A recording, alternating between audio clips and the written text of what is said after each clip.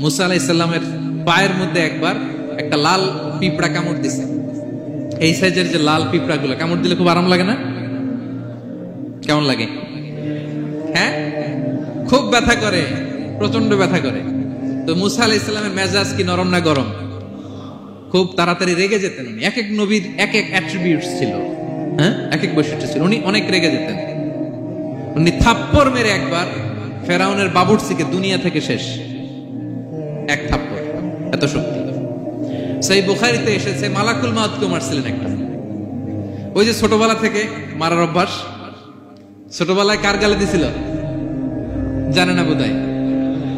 ফেরাউন। অন্যায় দেখলেই ছোটবেলায় ফেরাউনের গালে দিছে একটা, বড় হয়ে ফেরাউনের বাবুর্চির একটা, এরপরে মালাকুল মাউতকেও একটা। এর কারণ মালাকুল মাউত আবার মালাকুল মাউতের মতো আসেনি, মানুষের আকৃতিতে এসেছিল।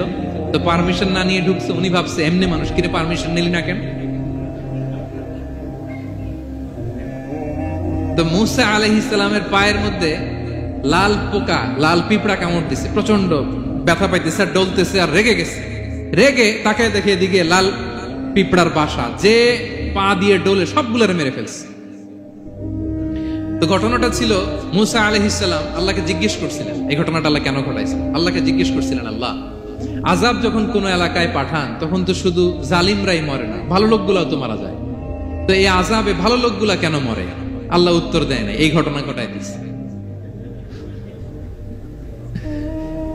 পিঁপড়া যখন কামড় দিছে রেগে সবগুলো মেরে ফেলছে। আল্লাহ বলে, মুসা কামড় দিছিল কয়টা? কয় আল্লাহ একটা। তো ওগুলোর মারলা কেন?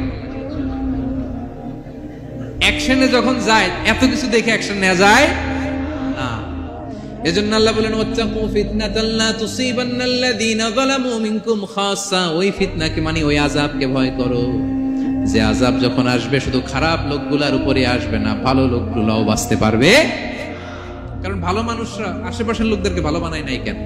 একা নামাজ পড়েছো কেন? নামাজের দাওয়াত দাও নাই কেন?